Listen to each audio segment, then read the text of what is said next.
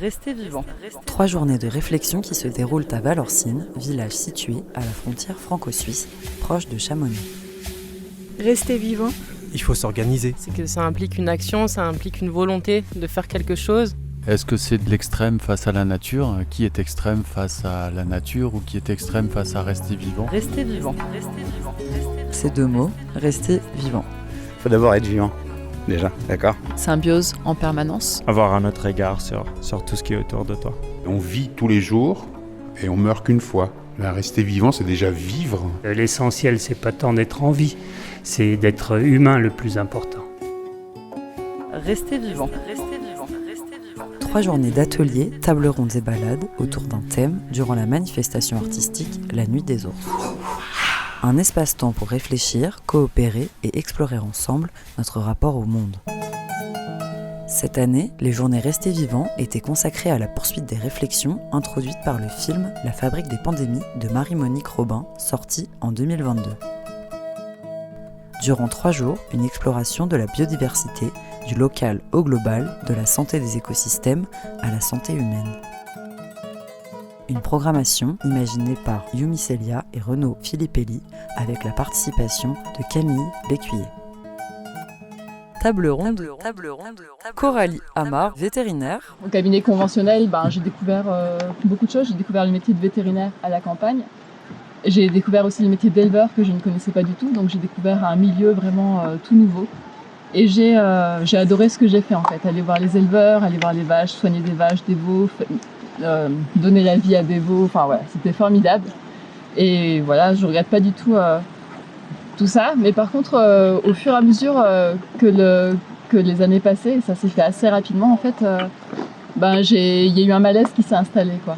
Par rapport à mes convictions vis-à-vis de l'environnement, vis-à-vis de la disparition des espèces, etc. J'ai commencé à me poser des questions sur la façon dont on travaillait en tant que vétérinaire.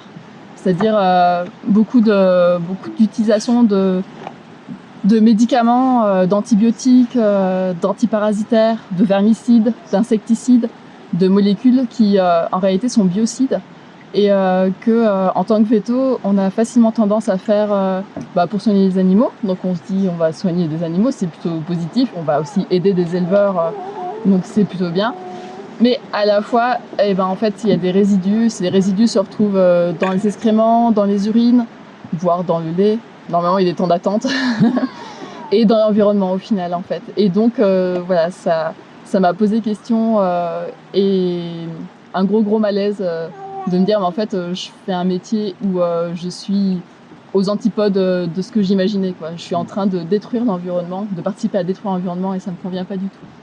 Et donc après, j'ai amorcé tout un processus pour chercher s'il était possible de travailler autrement. Parce qu'en fait, j'avais pas du tout de notion de ça, de médecine naturelle, je connaissais pas. Moi, j'ai des parents qui sont pharmaciens. Et, et voilà, du coup, je savais pas je savais pas si on pouvait faire autrement. Et à la fois... Oui, c'est vrai. Sauf qu'il y a 15 ans, c'était peut-être moins fréquent. C'était pas aussi répandu. Et et du coup, cette remise en question de savoir est-ce que c'est possible en fait il y avait aussi ce côté les relations avec les éleveurs que j'aimais beaucoup en fait, relations avec les éleveurs, avec les animaux qui étaient vraiment chouettes. Et puis je voyais aussi ce qui se passe dans les fermes, à quel point c'est difficile, à quel point travailler avec le vivant, avec des animaux, avec la nature, c'est quand même compliqué. À quel point la vache, si elle fait un veau qui meurt, l'éleveur il perd un salaire quoi. Et puis que j'étais pas du tout. Pour se nourrir, on a besoin d'eux au final, donc je me sentais pas de critiquer un modèle agricole et à la fois de continuer à me nourrir en fait. C'était pas compatible. Il a fallu que je trouve des solutions. J'ai pas fait une grève de la faim. Et du coup, je me suis formée. J'ai découvert qu'on pouvait faire autrement. J'ai découvert qu'il existait l'homéopathie, la phytoaromathérapie, l'ostéopathie. Donc je me suis formée à tout ça. J'ai commencé à me former il y a une dizaine d'années. Je suis en formation continue aussi au quotidien. Et j'ai rencontré un groupe de vétos qui s'appelle le GIE Zone Verte, qui existe depuis une vingtaine d'années, qui sont des vétos qui travaillent en approche globale de la santé sur les fermes et sur les animaux. Donc c'est-à-dire plutôt que de dire plutôt que de faire de la médecine des maladies, de dire cette vache elle est malade, on va chercher d'où vient l'infection, est-ce que c'est une infection, c'est une bactérie, on va faire un antibiotique, un antibiogramme et puis ça va guérir. En fait, ils essaient d'avoir une approche plus globale en disant pourquoi la vache elle tombe malade, quels sont ses besoins à la base, de quoi elle a besoin pour manger, pour digérer correctement dans son lieu de vie, et est-ce que c'est possible de proposer aux animaux qu'on élève des conditions de vie qui sont en accord avec leurs besoins physiologiques et du coup avec la santé, parce que du coup il n'y a plus de maladie finalement quand on fait ça. Donc ça c'était vraiment super intéressant et donc voilà, je suis rentrée dans ce groupe de vétos que j'ai beaucoup appris. Et donc je me suis aussi formée du coup à l'agroécologie et à l'agroforesterie. J'étais dans le Gers pour faire ça. Ils sont en avance là-bas, il y a beaucoup de boulot de fait sur ces questions-là. Et voilà, j'ai découvert des tas de choses. J'ai rencontré des gens, Marc-André Sellos, j'ai rencontré Marcel Boucher qui est le spécialiste mondial des vers de terre, Jean-Pierre Lumaret qui est le spécialiste mondial des bousiers. Les bousiers qui sont ces petits insectes qui vont consommer les bouses en fait et qui sont très sensibles aux produits vermicides en fait qui sont détruits par ces produits. Et en fait ce qu'il faut savoir c'est que plus on utilise des produits vermicides, plus les bousiers disparaissent et plus en parallèle les mouches suivent un cycle de développement très rapidement, se reproduisent très très vite et donc résistent à ces produits. Et donc on se retrouve avec beaucoup de mouches, plus de bousiers et des bouses qui ne se dégradent pas. Et donc un environnement qui se modifie au fur et à mesure que les bouses ne se dégradent pas, etc. Et ce qu'il faut savoir aussi, c'est que ces molécules vermicides, biocides, tout ce qu'on utilise, quoi. Et aujourd'hui, j'ai pas peur de le dire, même si au début c'était un peu dur quand même. Elles sont aussi antibiotiques et fongicides. Donc hier, Guillaume nous parlait de la vie du sol et de la vie microbienne du sol, et tous ces invertébrés et les poissons et les bactéries et les champignons sont sensibles à tous ces traitements qu'on fait sur les animaux. Donc voilà, du coup le challenge c'est d'essayer de travailler sans, ce que je fais depuis 5 ans. Maintenant je travaille sans ces molécules et on travaille beaucoup plus en approche globale par rapport à l'alimentation, par rapport au pâturage, comment on pâture, par rapport à comment on élève les jeunes, comment on fait pour faire en sorte que les animaux aient une immunité qui soit la plus forte possible, la plus efficace possible. Comment ? Vous attaquez aux causes et non aux effets. Oui, c'est ça. Ouais. Ouais. Oui. Oui, c'est ça. Je suis plus pompier pyromane. Parce que les effets, on en est toujours. Oui. Mais c'est ça le problème. C'est que la course en avant, elle peut aller toujours plus loin. Et donc voilà. Et en fait, je trouve ça absolument passionnant. Et j'ai des tas de questions moi aussi où j'ai pas de réponse, mais on y travaille. Je te laisse la parole. Ok, donc moi je suis Elsa, je suis à la base médecin généraliste et je travaille maintenant comme médecin addictologue et je m'occupe aussi des consultations de santé sexuelle ou planning familial. Et alors on pourrait se dire quel est le rapport avec le sujet d'aujourd'hui, mais il y a tout un parcours qui m'a amené à travailler dans l'addiction, où j'ai retrouvé en fait beaucoup d'éléments qui m'intéressaient. Moi au contraire je m'étais intéressée très tôt aux questions de médecine naturelle, etc. Mais j'y avais pas trouvé mon compte, j'avais encore l'impression que c'était une consommation, une médecine qui s'adressait à des gens déjà en bonne santé, à des gens qui avaient un certain niveau social, et puis voilà, j'avais envie de m'occuper de gens qui avaient plus de problèmes. Dans la médecine des addictions, il y a aussi il y a une question d'écologie relationnelle. Quelle relation on a à soi, quelle relation on a aux autres. La relation, c'est aussi une médecine que je trouve très décroissante, on prescrit peu. Et puis ça implique des réflexions, ça fait beaucoup réfléchir, et je trouve que c'est aussi en lien avec les questions environnementales, sur les questions de responsabilité individuelle et collective. Et vraiment on le voit très clairement dans les populations qu'on a, les questions de déterminants de la santé, qu'ils soient sociaux, économiques, environnementaux, jouent énormément dans ces problématiques-là. Donc ça vient toucher à plein de sujets de réflexion politique et éthique, économique, etc. Donc philosophique même. Donc je trouve ça très large. Et puis ça venait aussi, c'était aussi une discipline où je pouvais utiliser un peu toutes les recherches que j'avais fait pour ma thèse, qui portaient sur la question d'enseigner l'empathie en médecine et de la place qu'elle pouvait avoir l'empathie et les émotions dans notre formation et dans notre activité. Voilà. Et puis c'est très complémentaire aussi de mon activité quand on disait planification familiale, où je vois des jeunes sur des questions de contraception, mais aussi, encore une fois, de relations, de comment notre environnement, plein d'éléments de notre société influencent ces questions-là, de santé sexuelle, de comment on interagit les uns avec les autres, de rapports de domination conscient et inconscient. Enfin voilà, je trouvais qu'il y avait plein de sujets un peu qui se recoupaient. Et puis, je suis médecin à l'hôpital public, donc on s'est pris un peu la crise du Covid de plein fouet. Donc encore une fois, des questions politiques, économiques, d'investissement dans les soins viennent nous toucher. Et puis, comment on se prépare à tout ça? Le film parlait beaucoup des maladies émergentes, mais il y en a, c'est beaucoup plus vaste que les épidémies, tout ce qu'on va avoir à faire face avec tous les changements climatiques. Et puis on essaye aussi de faire rentrer un peu d'écologie dans le monde de la santé en réfléchissant, quelle est au bout de rétroaction, quel est l'impact de l'environnement sur notre santé, mais qu'est-ce que notre système de santé a comme impact sur l'environnement aussi. Le système de santé dans un pays comme le nôtre, ça contribue à peu près 4% des émissions de gaz à effet de serre. Donc et puis aussi, les médicaments, une IRM de genou, c'est l'équivalent de 150 km en voiture. Donc il y a plein de questions. Le lac, 150. Tu as intérêt à marcher. Juste pour le réaliser. Après, sans compter la question de stockage des données, d'informatique, etc. Mais en termes d'émissions de gaz à effet de serre, par exemple, dans le lac Léman, c'est des estimations qu'il y aurait à peu près 12 tonnes de pesticides et 50 tonnes de résidus de médicaments.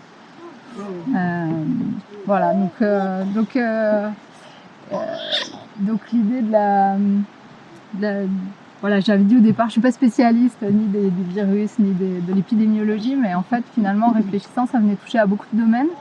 Et puis puis il y avait aussi le plaisir de s'asseoir en cercle sous des arbres et de réfléchir. Et ça m'a rappelé, peut-être j'en parlerai plus loin, que peut-être je le raconterai un peu plus tard, je suis aussi devenue médecin grâce à un arbre. Wow. Donc voilà. Et Marion Guitny, moi je suis du coup conservatrice des 3 réserves naturelles du massif des Aiguilles Rouges. Et je travaille pas que sur les réserves naturelles, je travaille pour une association qui est sur la Haute-Savoie. Et donc je travaille aussi à prendre en compte les milieux naturels en dehors des réserves, en dehors des espaces protégés. Je fais des études en environnement parce que depuis toute petite ça me passionne. Et là, c'est le végétal, la botanique qui m'a vraiment amenée vers ce que je fais aujourd'hui. Ça fait 6 ans que je travaille ici et j'habite à Valorcine et je connais Renaud, c'est aussi pour ça que je suis là aujourd'hui. C'est pas que du fait de mon métier. Voilà, et du coup dans les réserves on essaye, donc c'est des espaces qui sont protégés, on a une réglementation associée qu'on fait appliquer et puis on essaye donc d'expliquer et d'argumenter sur le fait que c'est important de maintenir des écosystèmes en bon état et qu'est-ce qu'on peut faire pour essayer de les maintenir en bon état. On met en place des suivis scientifiques aussi pour voir comment ça évolue et en fonction de quels impacts, en fonction de ce qu'on fait aussi nous, est-ce que c'est plutôt positif ou négatif, et essayer de jouer là-dessus. Et puis on a toute une partie sensibilisation, puisque du coup l'objectif d'une réserve naturelle c'est de préserver l'environnement, mais c'est aussi, en tout cas des nôtres, d'accueillir et de faire découvrir tout ça.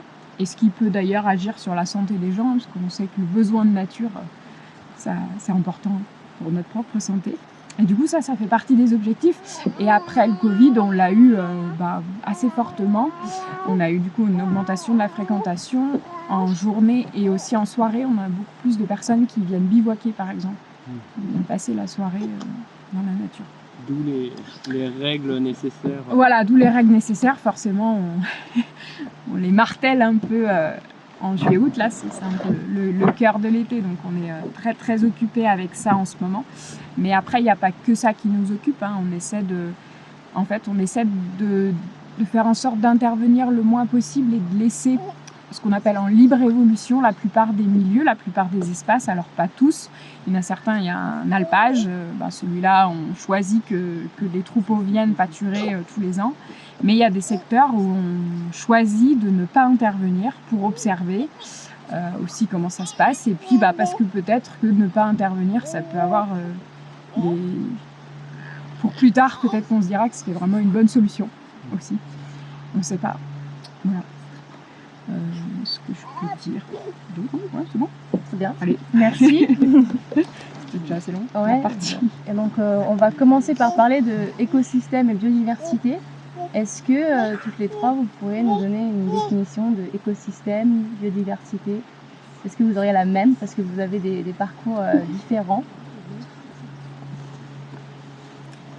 Alors, la biodiversité, pour moi, c'est tout ce qui compose le vivant.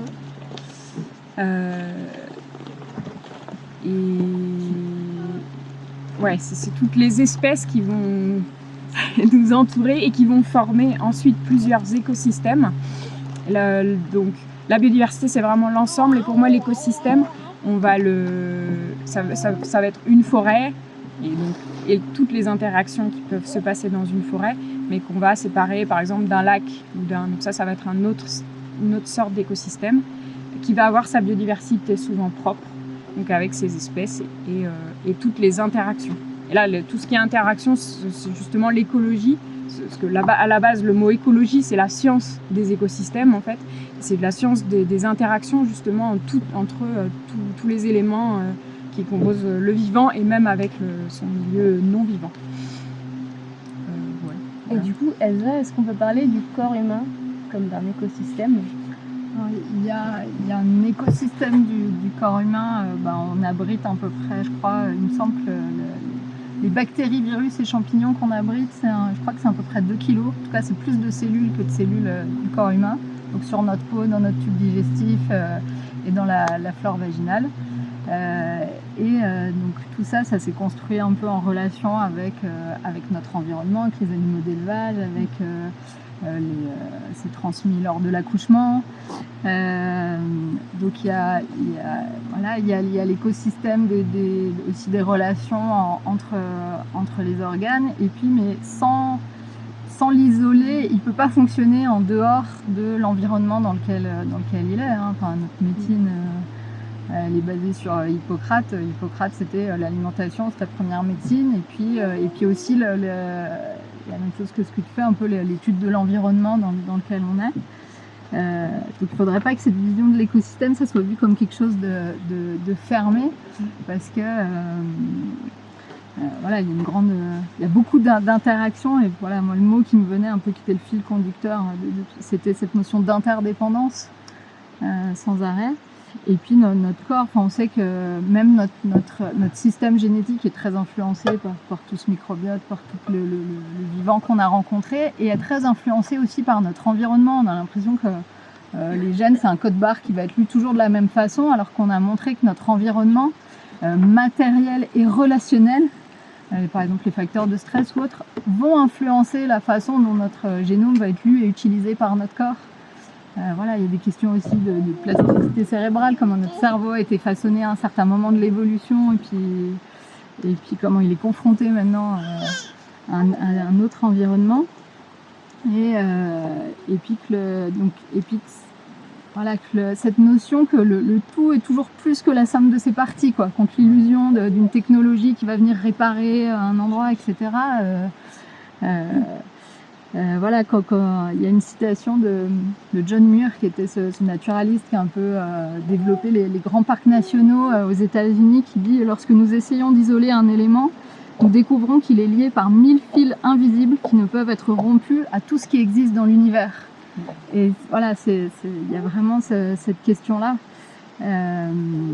Et par exemple, moi j'aimais bien ce petit schéma. Alors c'est dans des îles en Alaska. Alors la population humaine, elle est en rouge, et puis ils ont représenté par différentes couleurs tout le vivant qui existe dans le système côtier de cette petite île.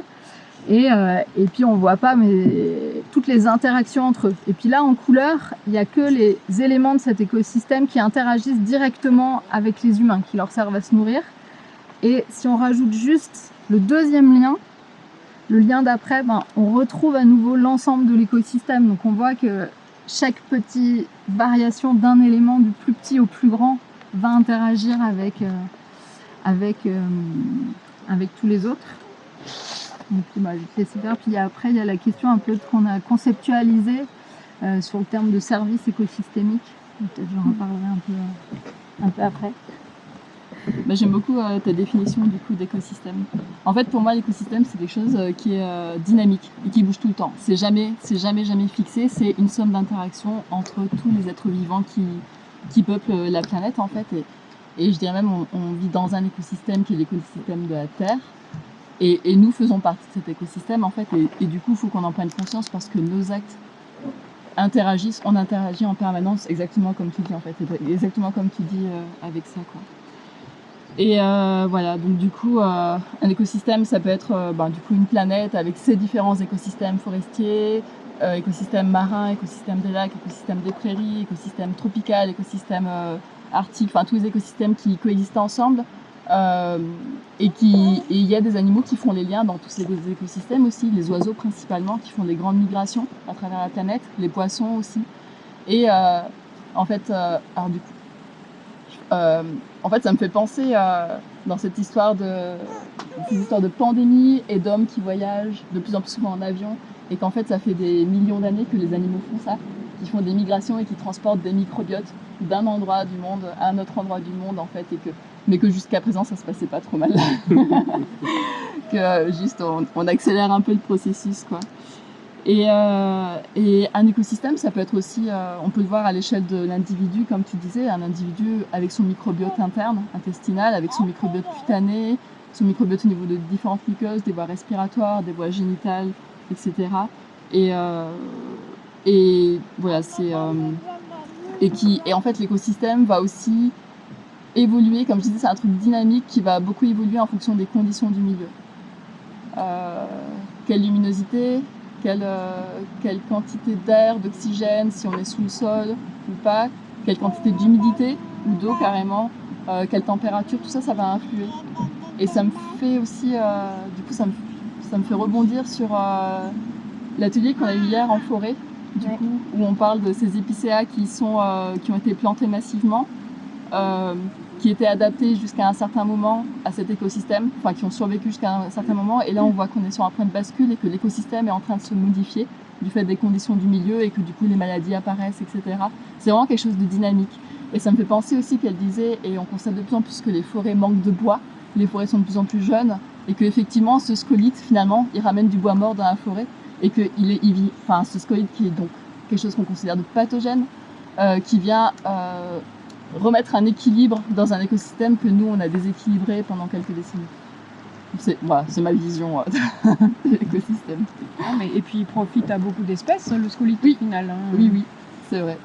On peut voir quelque chose dépérir, mais en fait pour d'autres, ça sera, pour des espèces pionnières, ça sera très intéressant.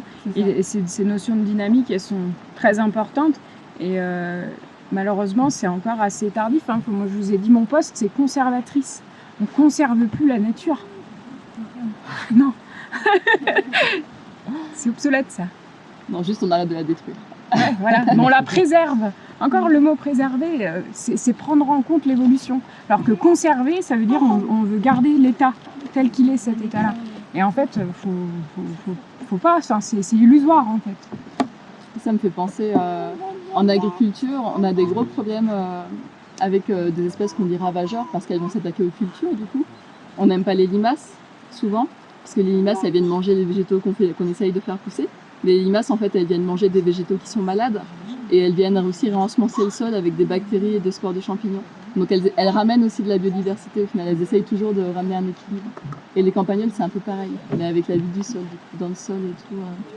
Et il y a un agronome que j'admire beaucoup qui s'appelle Hervé Covès, je conseille à tout le monde. Il dit la mort est un cadeau que la vie offre à la vie, en fait. Et voilà, un être vivant qui meurt, c'est créer un nouvel écosystème, une nouvelle niche écologique. D'autres choses vont se développer et tout se recycle et d'autres formes de vie apparaissent, quoi. Donc on a vu hier dans le film La fabrique des pandémies que c'est la destruction massive de la nature et de la biodiversité qui favorise l'émergence de nouvelles maladies infectieuses. Et donc que préserver la biodiversité et les écosystèmes, en fait, c'est aussi protéger notre santé. C'est comme si les écosystèmes et la biodiversité, c'était un bouclier contre la transmission de pathogènes qui sont autour de nous. Et du coup, peut-être pour ceux qui n'ont pas vu le film hier, l'idée c'est un peu d'explorer comment finalement la perte de la biodiversité, et voilà, c'est juste un peu résumé sur cette carte. En rouge, c'est les zones où il y a le plus de dégradation de la biodiversité, de perte de biodiversité, et quand on perd en biodiversité, on perd en nombre d'individus d'une espèce et en nombre d'espèces différentes. Et du coup, ça va favoriser finalement l'émergence d'hôtes et de virus et de zones de contact avec nous. Donc effectivement, les épidémies se multiplient ces dernières décennies par rapport à avant. Elles arrivent à un rythme beaucoup plus fréquent, et toutes les épidémies de ces 30 dernières années, elles sont toutes apparues dans des zones en rouge, donc de grandes pertes de biodiversité. Et de déforestation. L'Europe est bien rouge.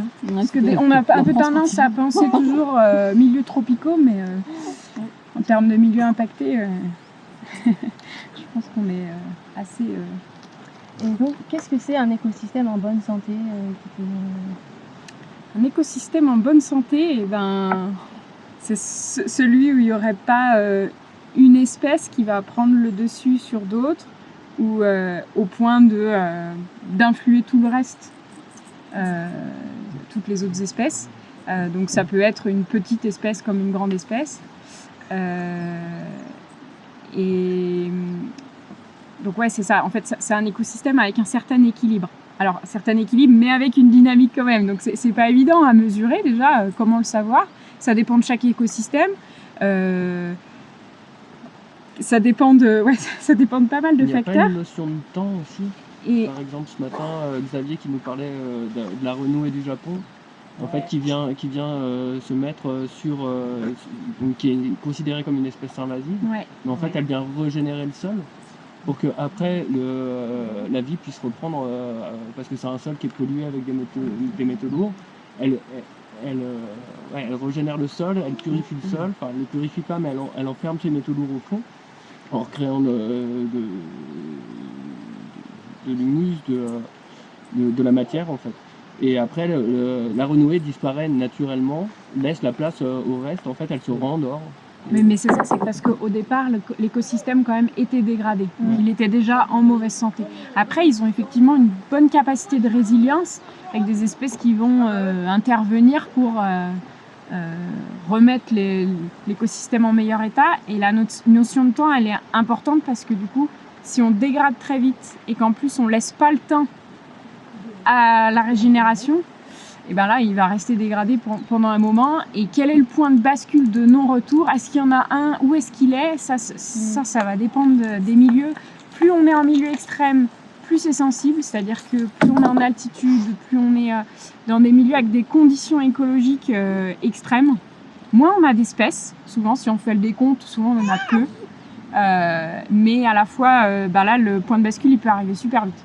Un torrent, d'un torrent de montagne ou un lac de montagne, c'est beaucoup plus sensible qu'une forêt, par exemple. Une petite perturbation va avoir un impact plus fort et potentiellement plus longtemps. Donc c'est pour ça, ça va dépendre des écosystèmes, ça va dépendre du type de dégradation, de combien de temps et à quelle force il est là. Les îles, par exemple, vont être très sensibles à l'introduction d'espèces venues d'ailleurs parce que l'écosystème a quelquefois peu évolué, ou pas beaucoup rapidement parce qu'il y a moins eu d'échanges comme ça. Et du coup, une chose qui arrive comme ça d'un coup, et ça modifie très fortement, un super prédateur notamment. Alors là, ça va avoir des réactions en chaîne sur tout le reste de la chaîne alimentaire. Donc ouais, il y a quand même d'un écosystème à l'autre des capacités de résilience plus ou moins importantes. Est-ce que nous, on peut décider ou savoir si un écosystème il est en bonne santé? Alors on essaie de le faire, ouais. On essaie de le définir parce que Parce qu'on a besoin d'objectifs, on a besoin d'indicateurs. Ça, c'est nous, on doit rendre des comptes à l'État, par exemple, leur demander si les est-ce que c'est en bon état. Donc, on nous pose la question, donc on va essayer de trouver une réponse en se basant sur des recherches, un maximum, en se basant sur nos données, en se basant aussi sur ce qu'on est capable de faire. Du coup, ça va dépendre des milieux, comme je disais, et on va avoir quelques indicateurs. Nous, par exemple, une forêt, savoir si l'écosystème est en bon état, les critères, ça va être les diamètres. Est-ce qu'il y a de la présence de bois, de gros arbres? Est-ce qu'il y a des arbres qui sont avec des cavités ou des choses particulières qui vont accueillir de la biodiversité? Et est-ce qu'il y a du bois mort? Et ça, c'est positif. Voilà. Et donc, une forêt qui a ces critères-là, on va dire que c'est un écosystème qui est en bon état. Voilà, je vous donne l'exemple de la forêt, j'aurais pu vous en donner un autre. Hier, on était dans... C'est critiquable, hein. Je veux dire, on pourrait toujours faire mieux, mais à un moment donné, en fait, on fait ce qu'on peut. Je veux bien rajouter quelque chose, parce que c'est super intéressant. Et ce que tu as dit tout à l'heure sur la renouée du Japon, je trouve ça super intéressant aussi. Parce que la question de... un écosystème est en bonne santé.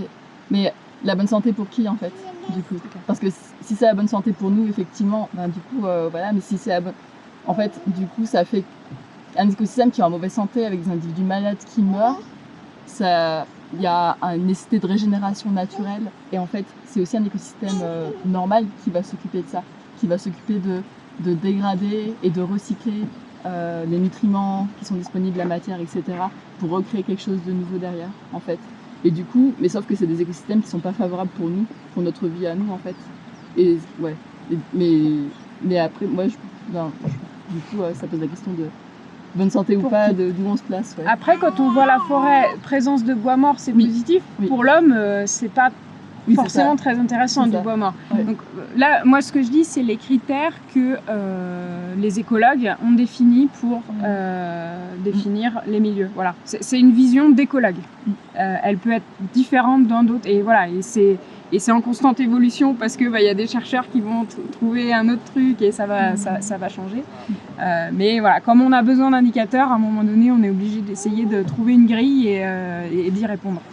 Hier, on était du coup dans les forêts d'épicéas attaquées par le Boestrich et on s'est étonné en fait de voir que sous les épicéas morts, il y avait plein d'espèces en fait d'autres essences qui repoussaient. Alors qu'à côté avaient été replantés des épicéas et des érables.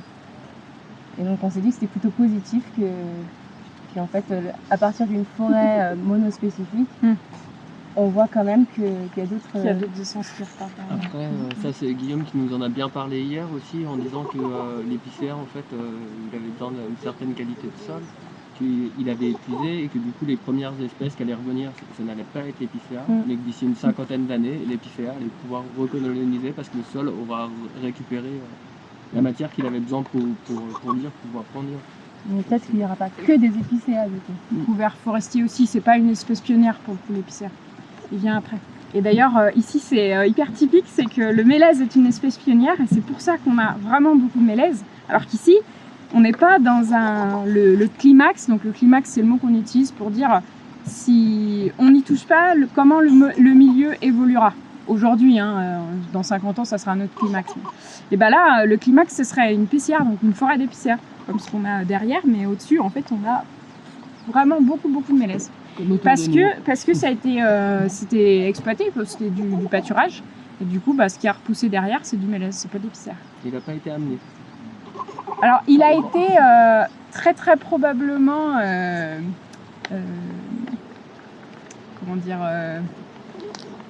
bien entretenu pour que ce soit des mélèzes. C'est c'est quand même plus intéressant du mélèze que de l'épicéa.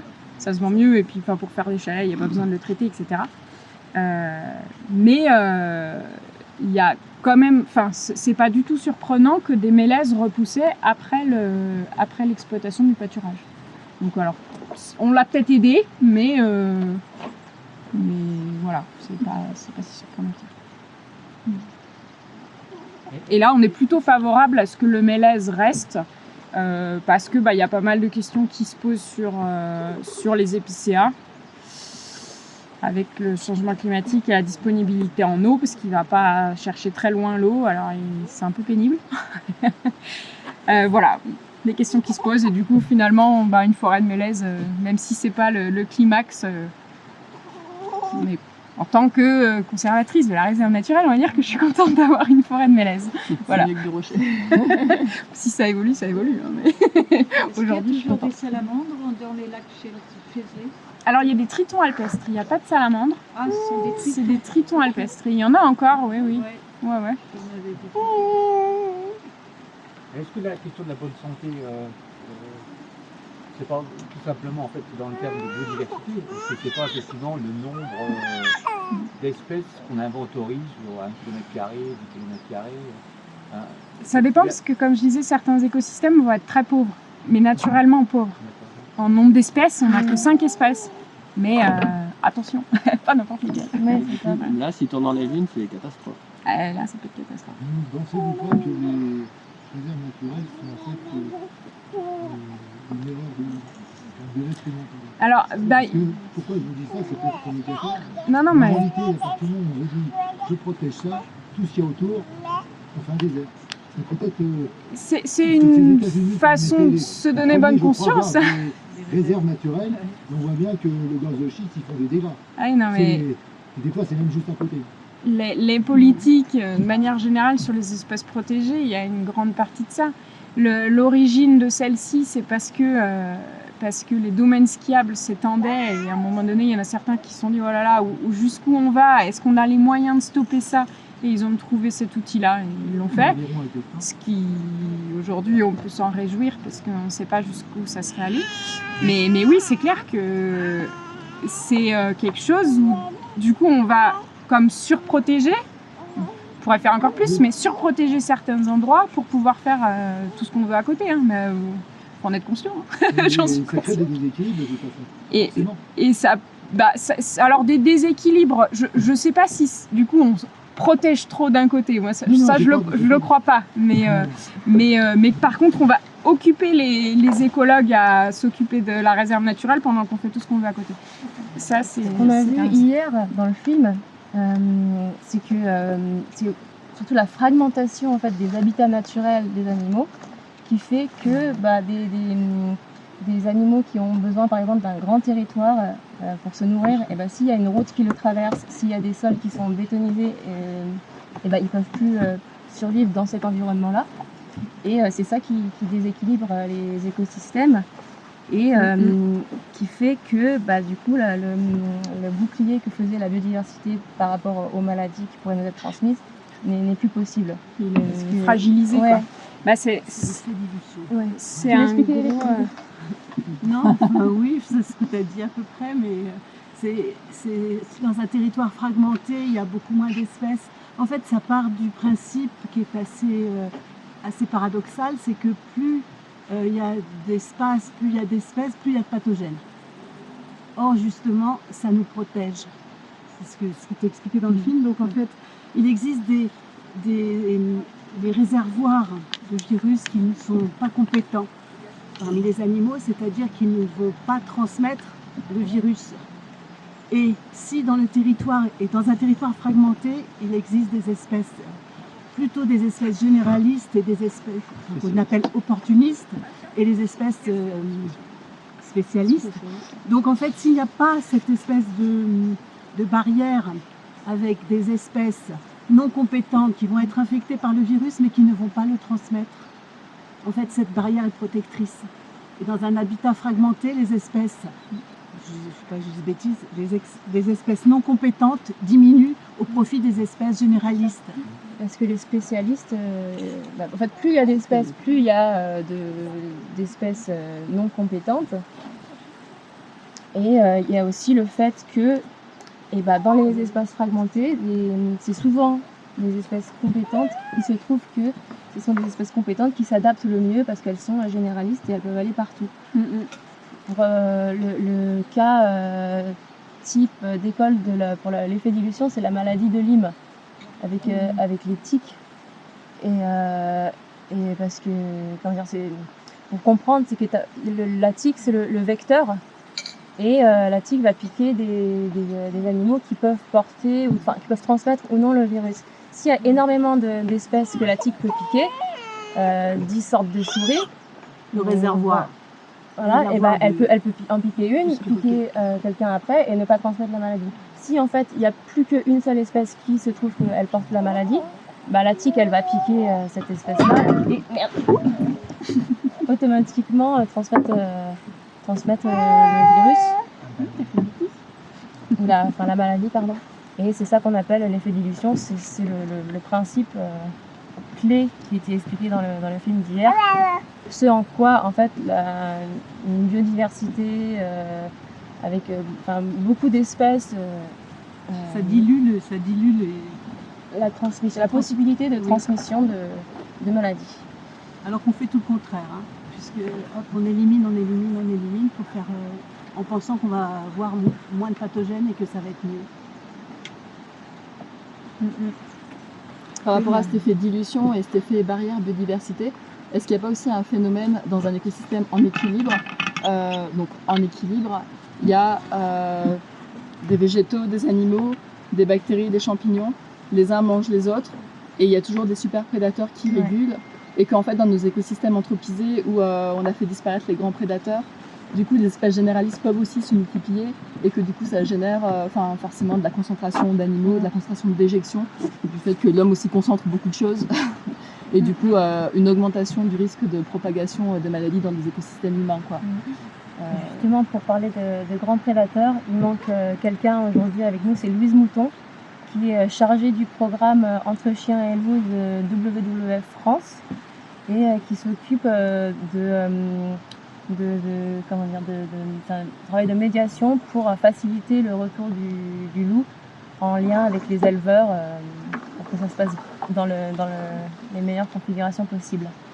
Et voilà, elle nous aurait parlé de ça. Voilà. Bon, dommage, on va rester Non, mais c'est un truc, on parle d'équilibre, mais en fait, il n'y a jamais d'équilibre. Il y a toujours un petit déséquilibre qui se rattrape, un petit déséquilibre. En fait, l'équilibre, c'est même pas une notion juste. On est en ajustement permanent. Tout à fait. Ouais. Bah oui, c'est vrai. Oui, complètement d'accord, c'est juste que le mot... Oui, non, c'est vrai, on le dit, et on dit qu'on recherche l'équilibre, mais ça s'ajuste en permanence. On cherche des capacités d'adaptation. Définition instable. Instable, voilà, parce que sinon c'est un truc figé. C'est un truc figé. Et c'est pas un équilibre. Un équilibre, c'est quelque chose qui bouge et qui est constamment instable. Et alors, moi je suis...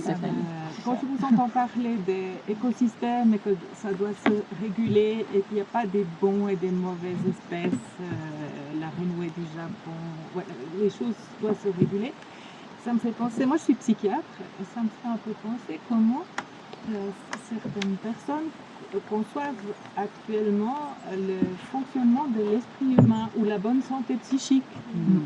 Et qu'il y a un tri entre les bons sentiments et les mauvais qu'il ne faut pas sentir, qu'il faut éliminer, sinon on est malade. La dépression, c'est malade.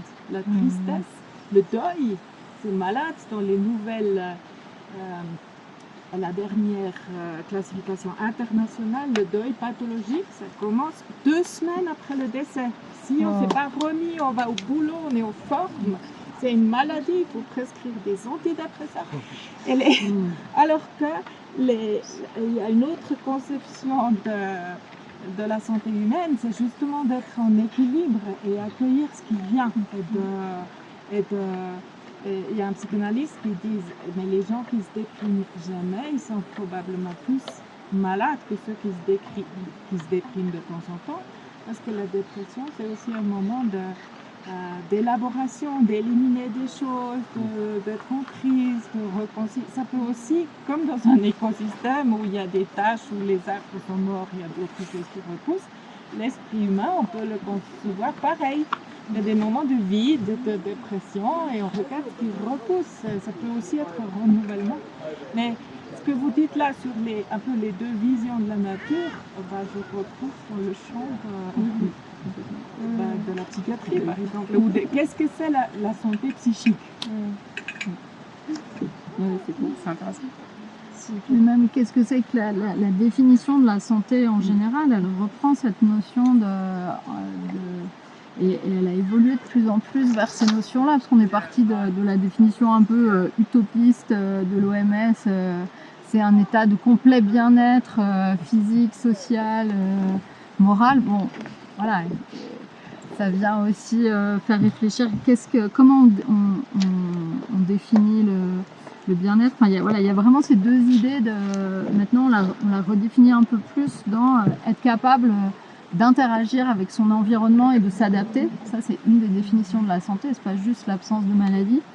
Et puis comment on définit cette notion de bien-être, de réalisation de soi, la question des besoins qu'on retrouve aussi dans nos interactions avec l'écosystème. L'écosystème, il ne nous apporte pas juste de la matière première, des lieux de vie, des matériaux de construction, de l'alimentation, etc. Il nous rend aussi, il contribue aussi à notre bonne santé mentale, à nos émotions, à notre sentiment de liberté quand on est dans la nature. Il y a ces interactions comme ça très riches, un peu impalpables, mais qui sont définies. Il y a l'équivalent du GIEC, qui est beaucoup moins connu, mais pourtant qui existe depuis plusieurs années, qui a défini un peu de cette notion. Alors ils ont appelé ça service écosystémique. Encore une fois, je trouve que les mots sont importants, parce que dans la notion de service, il y a un peu cette notion de commerce. Donc il y a d'autres chercheurs qui ont proposé de le remplacer par contribution de la nature aux humains, et ça nous apporte beaucoup. 60% de nos médicaments, ils viennent de molécules humaines. Les derniers médicaments contre le cancer, c'est une pervenche de Madagascar, une certaine sorte d'if aux États-Unis. Enfin, on a besoin de cette variété, de cette biodiversité. Et puis, ils ont aussi conceptualisé dans ces services la notion de service culturel et immatériel, d'avoir des lieux pour se ressourcer, de comment la nature, le fait d'être dans la nature, de voir de la nature, même des photos, nous aide à être en bonne santé, etc. Et puis, du coup, cette définition de la santé, elle vient aussi toucher la notion de besoins humains fondamentaux, qui sont souvent représentés sous forme d'une pyramide. Et je sais pas si vous la pyramide des besoins. Alors il y a les besoins de base, alimentation, etc. Et on a complètement dépassé, on essaye de dépasser cette vision un peu pyramidale et toujours ascensionnelle des besoins, comme s'il fallait répondre les uns après les autres, alors que non, les besoins psychologiques fondamentaux sont nécessaires à notre bonne santé, quel que soit notre environnement, y compris si les besoins de base de nourriture sont pas remplis. Ces besoins d'autonomie, qui n'est pas de l'individualisme ni de l'indépendance, c'est de pouvoir décider de ses actions et être en accord avec ses actions, un besoin de compétences, de sentiment d'efficacité dans nos interactions avec notre environnement, et puis un vrai besoin d'être en relation avec autrui et avec notre environnement. Et ça c'est vraiment des besoins qui ont été définis comme fondamentaux, partagés par tous. Et ce besoin de relation, que ce soit avec la nature, avec les autres, ça vient aussi nous signifier qu'on a de la valeur. Et je trouve que ça vient aussi nourrir un peu qu'on n'est pas une espèce au-dessus des autres, notre vulnérabilité profonde. On a besoin les uns des autres, et on a besoin de notre environnement pour avoir confiance en soi, pour avoir confiance en l'autre, et pour pouvoir se projeter dans le temps. Donc ces questions de la santé émotionnelle et en lien avec les besoins, elle est aussi très importante. Et on a le droit d'être malade aussi. Quoi?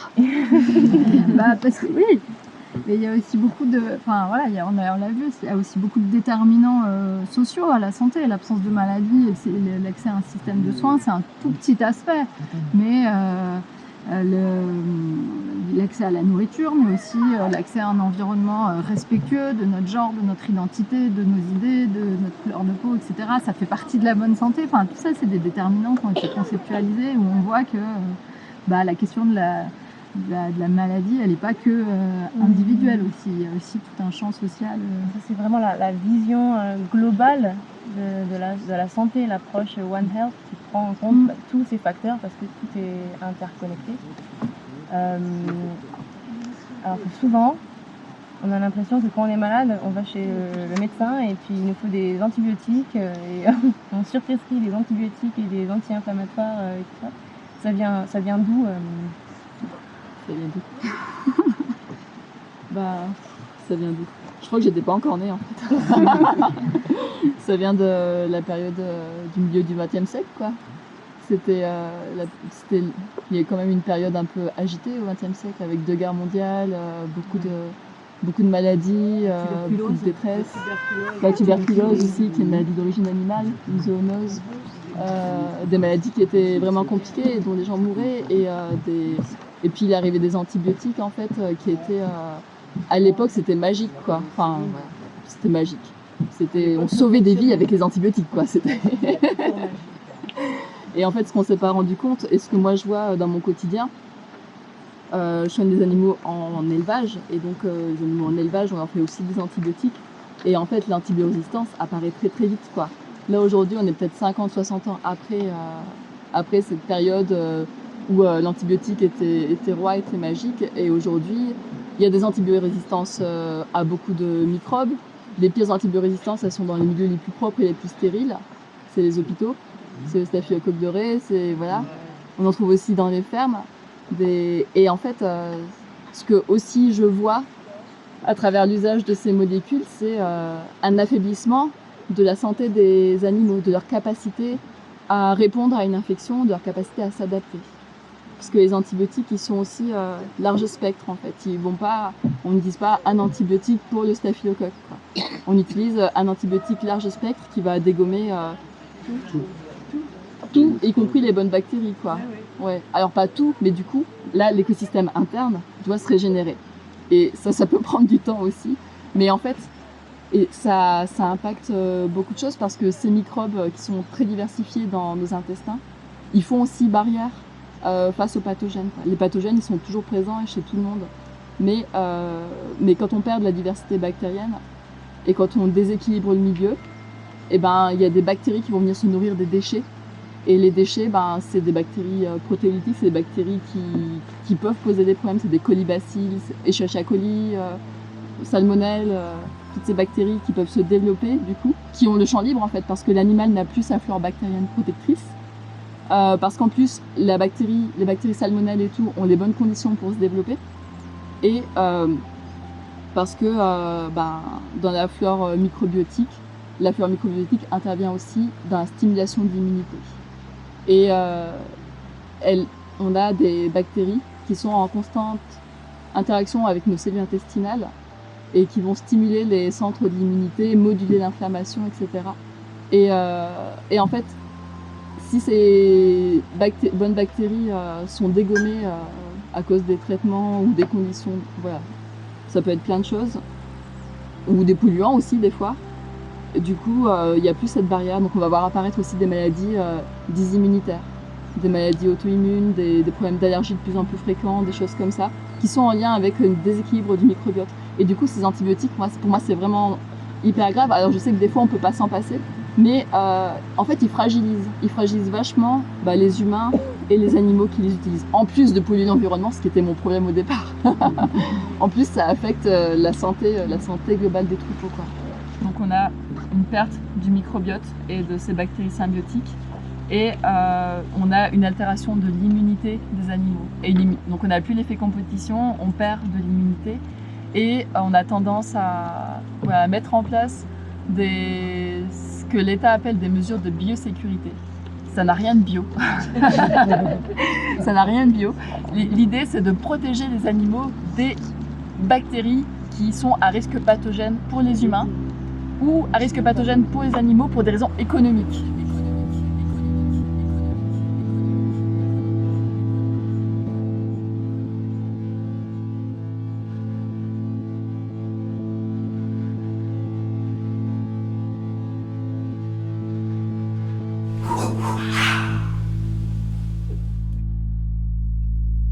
Les zoonoses, c'est des maladies dont les germes, les agents peuvent se transmettre de l'homme à l'animal et vice-versa en fait.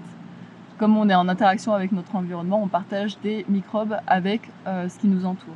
Et quand on s'est rapproché des animaux pendant le néolithique, qu'on a commencé à se sédentariser et à vivre avec des animaux, on a rapproché aussi le lien et on a commencé à échanger des bactéries avec ces animaux.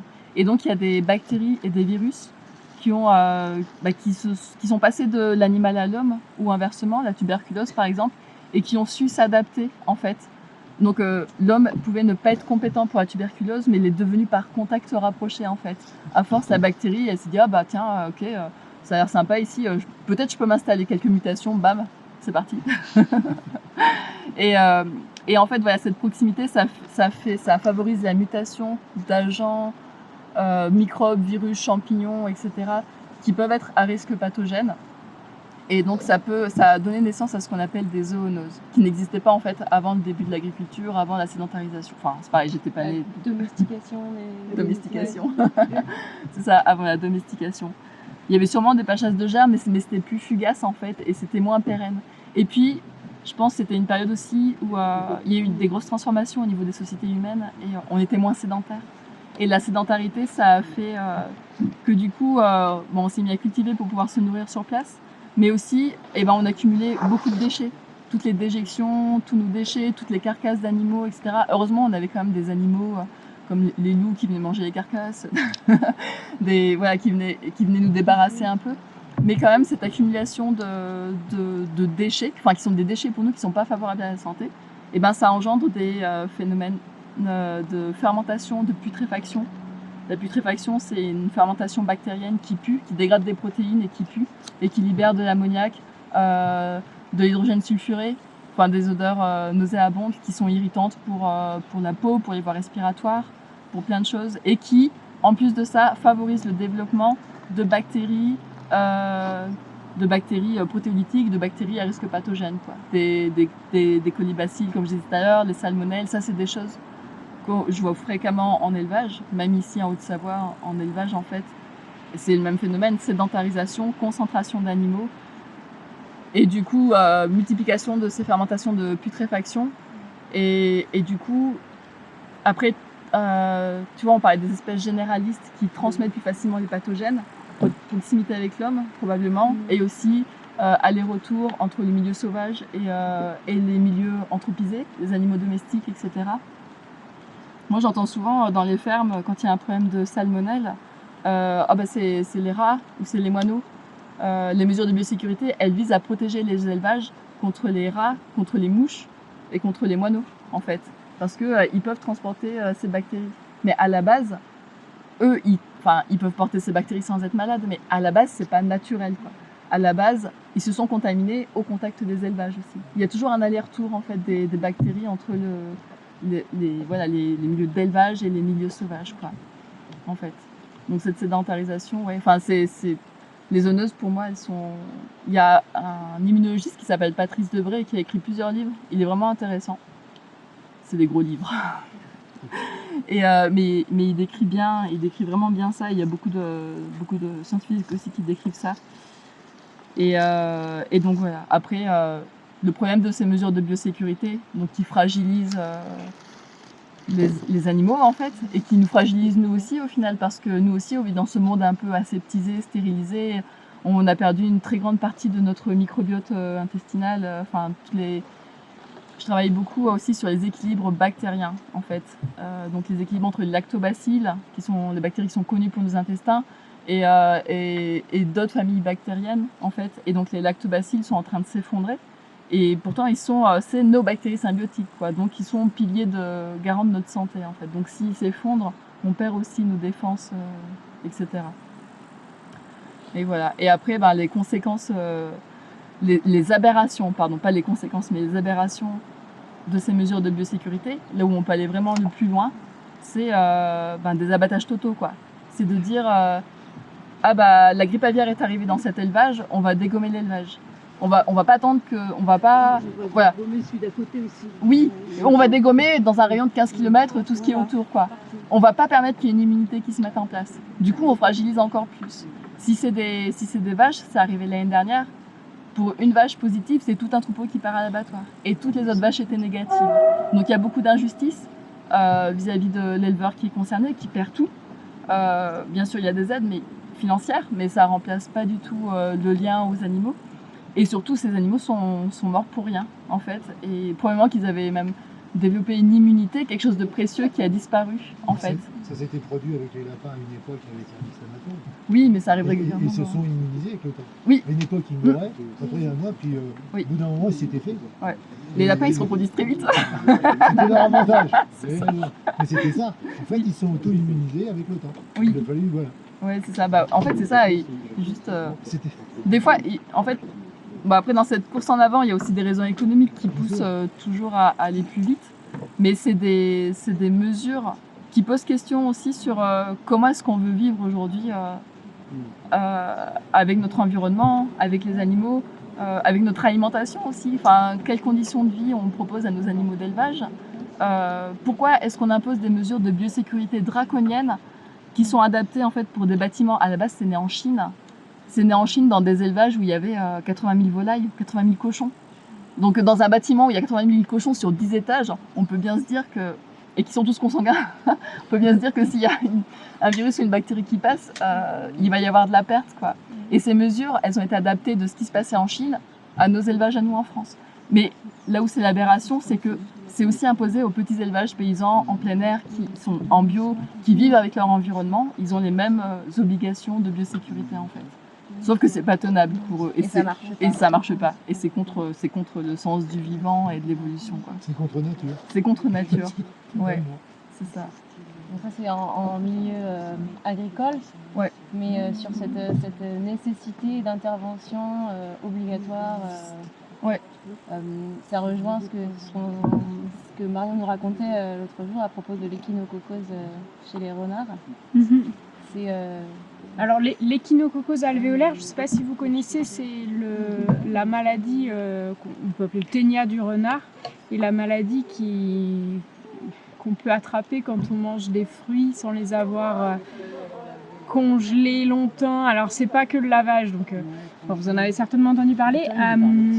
Ça a été beaucoup véhiculé que c'était lié à de l'urine de renard, mais c'est pas vrai, c'est les fesses. Donc ça déjà, première fausse un truc qu'il faut déconstruire. Donc c'est vraiment, c'est un ténia du coup. En fait les œufs ils sont dans les fesses, ils sont pas dans l'urine. Je vais pas rentrer dans les détails cliniques parce que je connais pas, mais ouais c'est une maladie qui est pas cool quoi. C'est dans le foie et tout. Mais du coup c'est une maladie où l'animal qui porte les vers adultes, c'est le renard. Et le ver transmet ses larves via donc les fesses du renard, qu'ensuite un autre animal va ingérer. Et puis ensuite, c'est un cycle. Cet animal va être mangé par des renards, donc c'est souvent un campagnol qui va être mangé par un renard. Et puis voilà, le parasite, ça lui permet de faire son cycle comme ça. Et puis de temps en temps, au lieu que ce soit un campagnol qui est en contact avec les larves, c'est un humain. Et là, voilà, c'est un peu moins cool. Il y a le secteur en France où il n'y en a plus, je crois que c'est le quart nord-est. Et puis il y a eu des études qui ont été faites sur la prévalence, c'est-à-dire je ne connais pas tous ces trucs-là, mais le taux d'individus infectés. C'est ça, hein? Ouais, merci. Et donc dans la région de Nancy, ils avaient fait une étude avant intervention. Et puis ensuite, ils ont tué en masse des renards, puisque une des solutions qui était proposée, c'est de dire on tue les renards en fait. C'est eux qui sont porteurs de la maladie, on tue les renards. Donc ils ont fait un test, et après alors donc déjà c'est jamais une éradication totale. Les renards, on sait bien que il y en a partout. Une zone où il n'y a pas de renards parce qu'on les a tués, hop, tous ceux d'à côté ils vont arriver, ils vont débarquer. Bon déjà la méthode, on peut se poser des questions, mais donc juste après, effectivement la prévalence avait diminué un petit peu, et après ça a ensuite vraiment beaucoup augmenté parce que les renardes, comme il y avait plus trop de renards autour, elles ont fait plus de jeunes, et les jeunes ils sont à la fois, donc ils dispersent plus, donc hop, ça a dispersé davantage la maladie. Les jeunes, souvent chez beaucoup d'espèces ça fait ça en fait, les jeunes dispersent parce que c'est comme ça que ça fonctionne. Et ensuite les jeunes avaient plus de vers que les adultes. Donc tout perdu. Et voilà, donc c'est une zoonose qui, parmi d'autres, mais qui nous touche quand même un peu directement. Et c'est quelque chose qui montre que l'intervention qui peut paraître hyper simple, il y a un problème, je règle le problème en tuant l'animal qui a la cause du problème, et ben des fois ça peut faire vraiment des dégâts puisqu'on se retrouve avec une situation qui est pire qu'avant. Voilà, c'était un petit exemple que je voulais vous partager. Cette étude Comment elle a été reçue? Parmi les chasseurs, Alors, moi, je ne l'ai pas entendu de la bouche de personnes qui aiment tuer des renards. Ça sort dans le monde de l'écologie. Voilà. Alors, il y a d'autres choses aussi qui sont par rapport à cette maladie-là, c'est de dire, donc c'est les campagnols qui sont beaucoup porteurs. Une des choses aussi importantes pour que la maladie se développe pas trop, c'est de préserver les buses. Parce que les buses ont le même rôle, entre guillemets, écologique que les renards, mais elles ne sont pas porteuses de ça. Et du coup, ça illustre aussi en fait, l'intérêt d'avoir tout un tas un maximum d'espèces. Et du coup, pour préserver les buses, c'est sûr que ce n'est pas les mêmes choses que pour préserver des renards dans un milieu. Elles n'ont pas tout à fait les mêmes exigences écologiques. Même besoin. J'ai appris quelque chose d'incroyable. Il y a un restaurant au-dessus de Plampra, là, il a mis chez lui 2 cochons pour leur donner les restes de nourriture. Ouais. Comme ça, à la fougère. C'est top, quoi. Tu vois, on lui a interdit. Il ne doit donner que des graines. Ah bon? C'est interdit par la réglementation. C'est incroyable, quoi. Tu vois, on marche sur la tête. Là. Je savais pas ça, je crois. Ça a été interdit par la réglementation parce que les premiers cas de fièvre afteuse en Angleterre, c'était on avait donné à des cochons des restes d'alimentation humaine, en fait. Tu crois qu'au-dessus de Plampra, ils font de l'alimentation? Ah non, mais je dis pas que c'est bien, j'explique juste pourquoi. Oui. En fait, ils ont dit, c'était ça la cause de la fièvre afteuse, ça a été une catastrophe pendant plusieurs années. Et on va interdire de donner les déchets humains qui contiennent de la viande de porc et donc qui peuvent transporter, qui pourraient contenir le virus de la fièvre afteuse à des cochons. Donc tout ce qui est d'origine alimentation humaine qui peut contenir du porc peut-être est interdit. C'est dingue. Oui, mais c'est assez absurde. Le mec il est en pleine montagne, il est tranquille, il a ses déchets qui sont quand même naturels. Quoi, et ça parle aussi du problème de l'intensification et des élevages qui sont méga densifiés, ça, c'est épouvantable. Et où en fait la fièvre afteuse n'aurait pas dû se propager comme ça, mais elle s'est propagée très vite parce que les conditions étaient réunies pour ça. Tout comme la grippe aviaire, la zoonose grippe aviaire. La grippe aviaire, c'est une maladie qui passe aux humains depuis très longtemps quand même, la grippe. Mais la grippe aviaire hautement pathogène, ce virus hautement pathogène, il est né dans les élevages industriels de volailles en Chine aussi. En fait. Mais enfin, c'est pas pour en critiquer les Chinois, c'est juste qu'en fait, ils font des gros élevages industriels.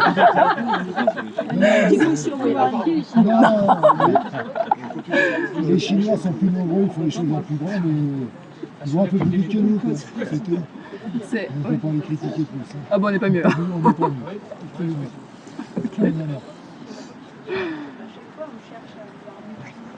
Oui, c'est ça.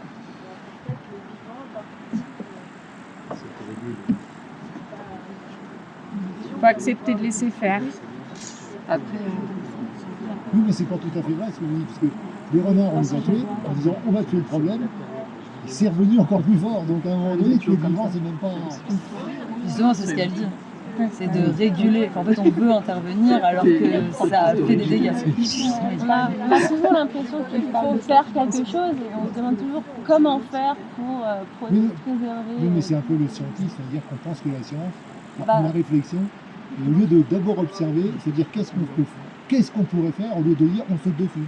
On écrase avec des bombes et puis en fait ça ne fait rien. Parce que le renard l'avait dit, c'est reparti comme ça. C'était complètement contre-productif. Mais bon. C'est aussi qu'on n'avait pas identifié vraiment tous les facteurs. On veut par exemple que... le fait que les jeunes renards avaient une charge en verre plus importante, je ne sais pas si ça se connaissait avant dans la littérature ou si c'est cette étude-là qui l'a prouvé. Les bétos, ils le savaient. L'avantage par contre de cette étude, de ce cas-là, c'est qu'il y a eu une étude avant-après. C'est que c'est ça. Donc là, dans ces cas-là, c'est bien en fait. Et la diffusion, ça par contre. Ça pose ça rejoint un peu ce qu'on disait tout à l'heure sur la notion d'écosystème et de perturbation d'un écosystème et de retirer une espèce en fait dans un milieu, quelque chose qui ne fonctionne pas, sauf sur une île ça pourrait fonctionner, mais sinon ça ne fonctionne pas. Et par rapport en fait, La brucellose en Haute-Savoie, elle est aussi en lien avec les bouquetins qui vivent sur le massif du Bargy. Oui, du Bargy. D'abattage aussi. C'est ça. Et en fait, ce qu'on a constaté, le premier cas, c'était en 2012. Il y a eu 2 cas en 10 ans à peu près. Le premier cas, c'était en 2012. Et en fait, là, ils se sont dit, ah, mais en fait, les bouquetins sont porteurs. Donc, il y a eu pendant 3-4 ans des campagnes d'abattage massif des bouquetins sur le Bargy, en fait. Et en fait, ce qu'ils ont remarqué, là, aujourd'hui, en 2023, ce qu'on peut dire dans les études qui ont été faites suite à ça, que tu as sûrement suivi aussi de l'OFB et tout, c'est que du coup, on avait une prévalence d'environ 40%, c'était des estimations hein, avec des analyses sur les animaux, 40% de bouquetins qui étaient positifs en 2012, en 2013, et en 2014, après la période d'abattage massif, on était passé à 50% de positivité en fait. On avait augmenté parce qu'on avait perturbé la structure sociale des hardes en fait, avec voilà. Et bah en fait c'est logique quoi. C'est logique, et puis il y a des histoires d'immunité aussi, puis des histoires de règles sociales dans des troupeaux qui, si on y touche nous, bah, on joue aux apprentis sorciers, on ne sait pas ce qu'on fait, quoi. En fait. Et une question, spécifique pour toi, mais en fait ça peut s'étendre pour vous aussi, parce que vous avez, en particulier par rapport à ton métier, une perception assez différente que la majorité des gens qui étaient avec toi en formation. Et j'imagine du coup aussi vis-à-vis des agriculteurs, ils ne doivent pas forcément croiser beaucoup de vétérinaires qui ont aussi une conscience pour eux des règles justement qui sont en fait des normes européennes et du coup certaines injustices, par exemple voilà, d'éliminer un troupeau, en fait c'est une précarité, etc. Et même dans la manière de soigner. Donc je me demande, est-ce que c'est parce qu'en allant chez eux, tu as perçu un besoin, entre ce que tu as appris à l'école et puis tu es arrivé et tu as vu qu'il y avait des choses qui n'allaient pas et c'est ça qui t'a donné envie? Ou c'est parce que directement tu as vu que ça n'était pas cohérent, en fait, rien que dans la pratique, ça ne correspondait pas à tes propres valeurs? En fait, c'est un peu les deux. Déjà, de base, c'est pas cohérent. De base, c'est pas cohérent quand on comprend le cycle de cette bactérie, comment elle se développe, comment elle s'est développée au milieu du XXe siècle, pourquoi elle s'est développée et pourquoi elle réapparaît et dans quelles conditions. Enfin, c'était pas cohérent comme façon de faire. Et en plus, il y a vraiment une notion d'injustice, une notion de quelque chose qui est hyper punitif, quoi. On dit qu'il y a de moins en moins d'agriculteurs, mais on les aide pas, en fait. Et en fait, ils sont... Enfin, du coup, c'est un peu compliqué, quoi. Souvent, ils sont montrés du doigt alors que, en fin de compte, ils nous nourrissent. Et en fait, ceux qui essayent de travailler correctement, on leur met vraiment des bâtons dans les roues, on les empêche. On les empêche. Les règles sont faites pour les gros, elles favorisent les gros. Donc c'est pas qu'on les empêche, c'est que du coup, ils sont pas favorisés. Comment vous êtes accueillis justement par eux? Et puis même dans ce domaine, en fait, parce que j'imagine que vous aussi, vous êtes soumis à des normes. Parce que en fait, ça m'intéresse aussi parce que mon père est agriculteur, ma mère est laborantine en bactériologie animale. Donc ce que vous décrivez est assez parlant de ce que j'ai entendu en grandissant. Et en fait, je me dis, mais c'est juste que votre manière de percevoir est hyper intéressante par rapport aux besoins actuels. Mais en fait, c'est des deux biais qui sont très normés.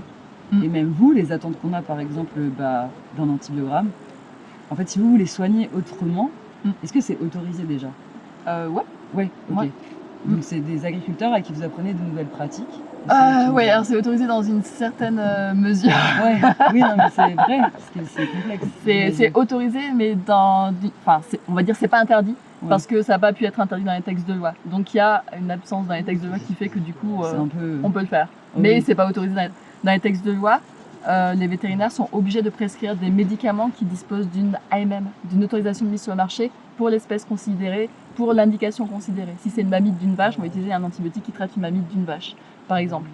Et en fait, il existe un peu tous les médicaments pour toutes les espèces et pour toutes les indications. On a le droit de déroger à cette loi, on dit que c'est le principe de la cascade, si on estime que pour cet animal, il n'existe pas la molécule qui va permettre de soigner cette maladie dans cette espèce.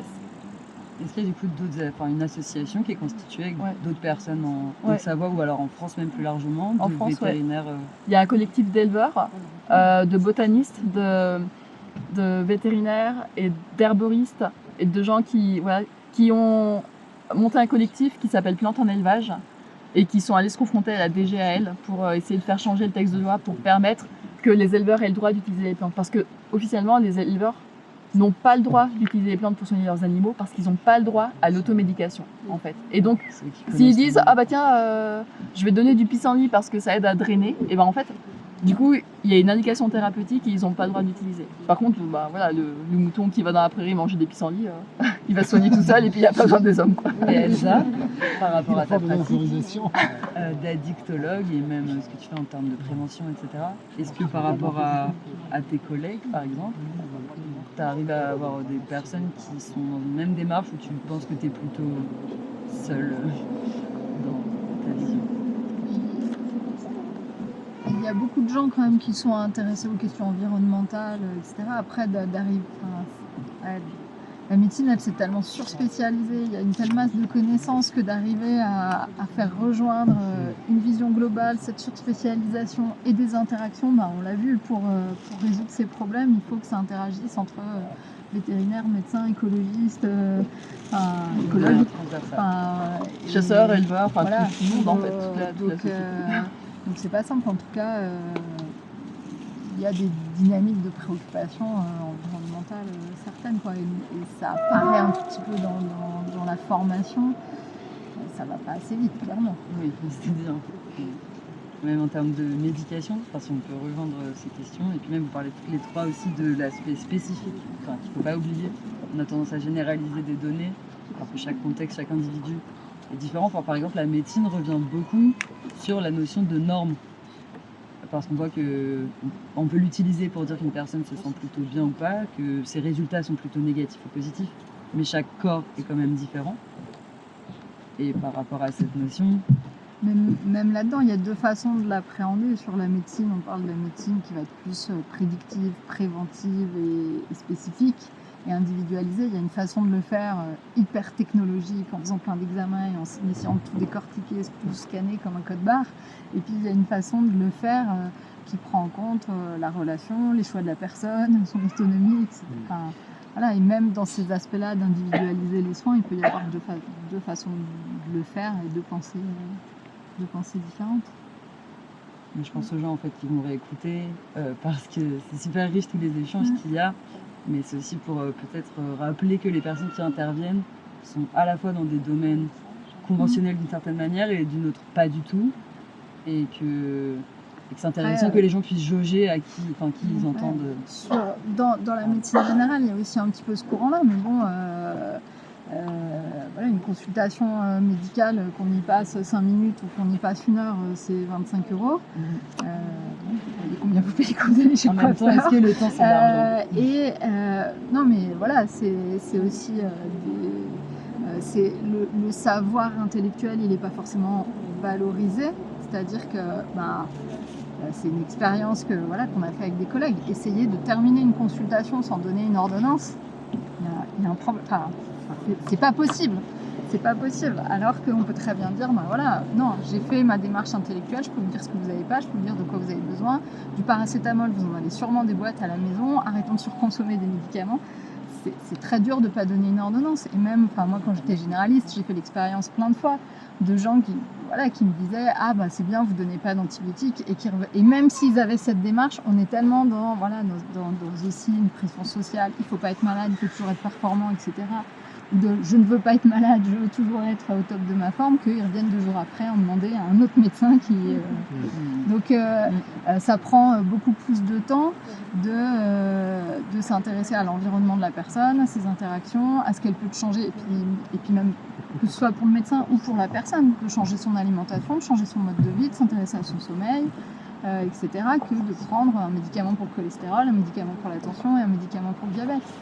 Donc on est dans une société où il y a aussi cette pression-là des deux côtés. Dans tous les domaines, même depuis hier, en fait, on revient beaucoup à la notion d'observation, que ce soit pour faire un jardin, où il faut étudier un peu la lumière, le vent, la terre, ça demande en fait tout ce que vous décrivez, les métiers, et même au quotidien, tout demande en fait cette notion d'observation, et l'observation dit du temps. Et donc là, je pense qu'on arrive à justement un biais actuel dans toutes les questions d'aujourd'hui, que notre perception du temps et donc du travail et aussi du corps et de nos déplacements doivent forcément changer. Et il y a un super livre d'Arthur Proza qui s'appelle La résonance, qui parle assez bien de ça, qui dit qu'en fait on a la sensation d'avoir gagné du temps, parce que par exemple on va parcourir plus de kilomètres en voiture, mais en fait en 1h30, avant on prenait 1h30 pour marcher, en 1h30 on va juste parcourir plus de distance, on n'aura pas gagné de temps. Avant on mettait 1 heure à écrire, 2 lettres, maintenant on va prendre 1 heure à répondre à 30 mails. Et au fait il n'y a aucun gain de temps si ce n'est dans l'action à chaque fois, d'atteindre le but. Et je pense que ça rejoint bien vos diverses pratiques. Oui, complètement, il faut toujours aller vite de toute façon. Quand il y a un animal qui est malade en élevage, faut le guérir vite. La vache, il faut qu'elle produise du lait, il faut le guérir vite quand même. Mais en fait, il y a des objectifs, mais ça c'est le problème de notre société, il y a des objectifs économiques, des objectifs, il y a aussi une question démographique, on est très nombreux. Il y a pas mal, ça pose beaucoup de questions, quoi. Il y a de l'économique, il y a du sociétal, c'est encore plus large, quoi, en fait. La question aussi d'accepter la notion de survie, d'observer, de voir que par exemple peut-être parfois une mauvaise expérience va mener à la disparition, mais peut-être va nous donner des informations pour en sauver beaucoup plus. Ça c'est quelque chose qu'on a du mal à admettre aussi. Et c'est aussi lié totalement, au-delà de notre rapport au temps, mais simplement notre considération de la mort aussi dans notre société. C'est vrai. Ouais. Il y a quelque chose qui parle de ça aussi. Il y avait le concert de la Meute hier. À un moment, elle demande est-ce que vous aussi vous courez après le temps? Et à un moment, elle dit je fais donc j'existe. Ah oui. Et c'est un peu ça par rapport à la mort. C'est comme si tu ne faisais rien, tu étais déjà mort, alors que c'est pas le cas. C'est la nuance entre ce dont je parle avec les enfants en philo, c'est la différence entre faire rien et ne rien faire. Il y a des enfants à la fin de l'atelier, je leur dis qu'est-ce que vous avez pensé? On n'a rien fait. Ils disent ah t'as rien fait, mais raconte-moi, on a fait quoi? On a dessiné, on a parlé, on a lu. T'as fait des choses.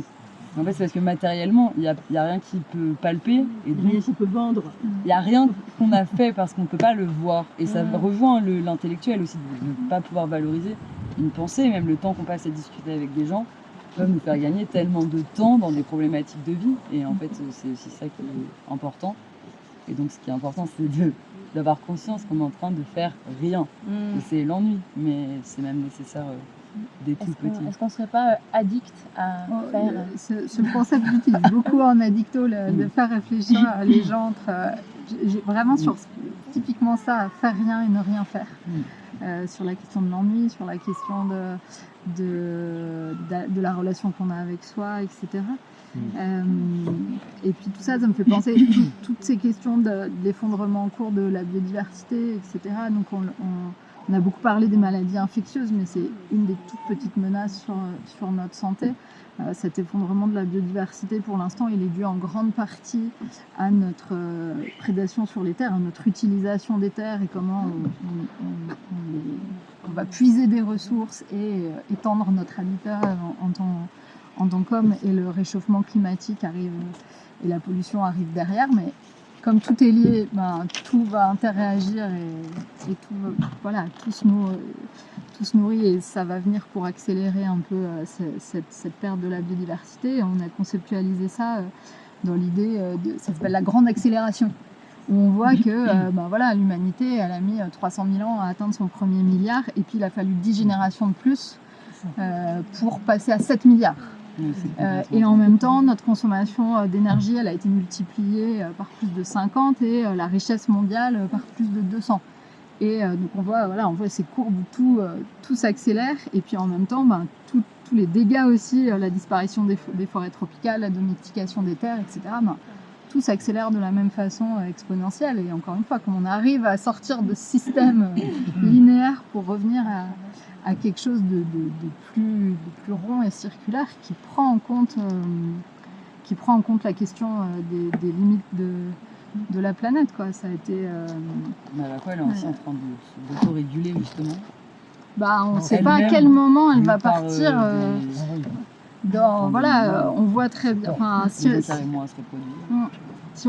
il y a une espèce de alors ils ont appelé ça le donut, mais on peut aussi voir ça comme une boussole qui a été conceptualiser, c'est un peu, voilà, dans notre maison, notre planète, le toit, c'est un peu les limites environnementales, et puis le plancher, c'est un peu les besoins sociaux de chaque individu. Et on voit dans cette boussole quelles limites on a déjà complètement dépassées en termes de perte de biodiversité, d'utilisation des terres, de perturbation des cycles de l'azote et du phosphore, du changement climatique.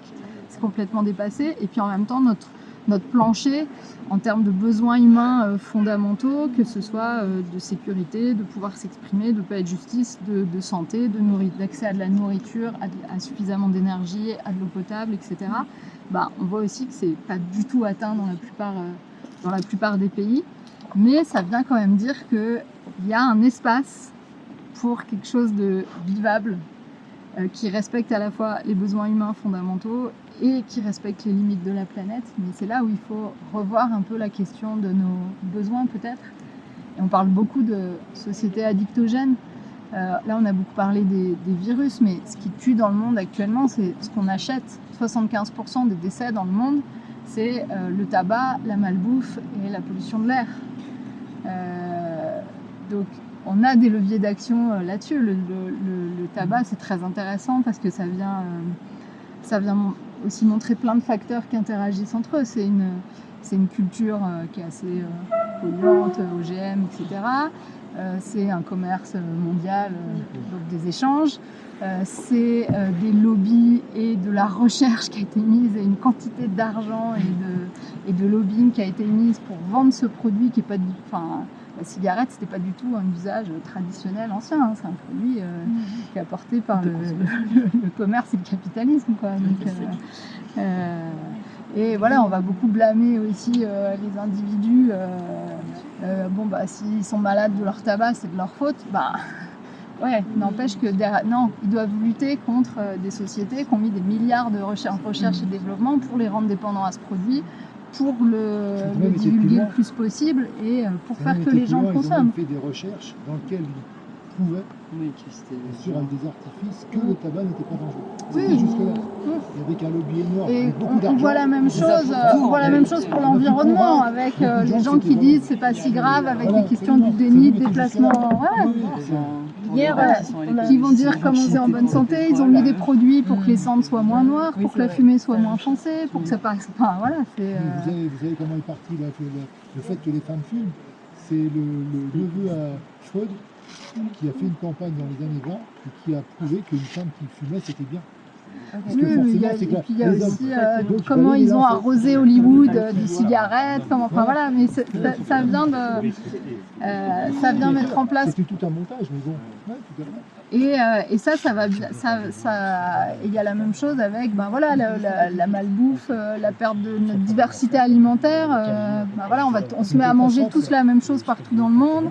Et puis avec notre système de récompense, qui est ça qui est touché dans les addictions, c'est notre cerveau néolithique. Il était fait pour, il n'a pas évolué aussi vite que cette accélération de la société. Et lui, il était fait pour trouver à manger, pour se protéger des besoins, pour se reproduire. Ça explique la non-efficacité de tous les régimes alimentaires, qu'un corps ne peut plus, dès qu'il peut, il prend. Et on s'en sort pas. Ça aussi, c'est. Les sociétés occidentales sont quand même touchées par une obésité et un surpoids qui est colossal. Et bon, parce qu'on est adapté en fait à jeûner. Alors sur notre, il y a ces choses individuelles, il y a aussi des choses sociales. Comment chacun a accès. J'ai simplement, non, c'est trop facile. Mais il n'empêche que. Oui, mais ce système de récompense, voilà, il est fait. Il y a des livres aussi qui en parlent de comment il nourrit un peu nos pulsions, nos compulsions à consommer. On le voit, hein, par exemple, on parle de la pollution un peu immatérielle qui est liée au trafic internet, au trafic de données. Juste derrière les grandes plateformes comme Netflix, qui arrivent juste derrière en consommation de vidéos internet, c'est le porno. Et ça a un impact, non seulement ça a un impact sur la santé relationnelle des gens, mais ça a un impact environnemental énorme. Voilà, sur les compulsions à prendre le pouvoir, avoir le maximum d'informations, enfin tous les addictions un peu comportementales actuelles sortent bien là-dessus. Les boîtes qui nous vendent des applis, etc. l'ont bien. Tu as le droit à 10 recherches internet par jour. pour revenir à ces diagrammes, on voit qu'il y a des limites planétaires qui ont été dépassées, il y a des limites individuelles qui sont aussi dépassées, et que on a identifié les problèmes en quelque sorte. Et comment ça se fait qu'on n'arrive pas à changer les choses? Alors ça, je sais pas si j'aurai la réponse, mais en tout cas, en tout cas, il y a des on le voit bien comme avec l'industrie du tabac, comme avec les gens qui viennent sortir des études pour dire oh, c'est pas si grave, le déni collectif qu'on a, qui est aussi un facteur protecteur de notre cerveau, de ne pas vouloir voir trop le problème, etc.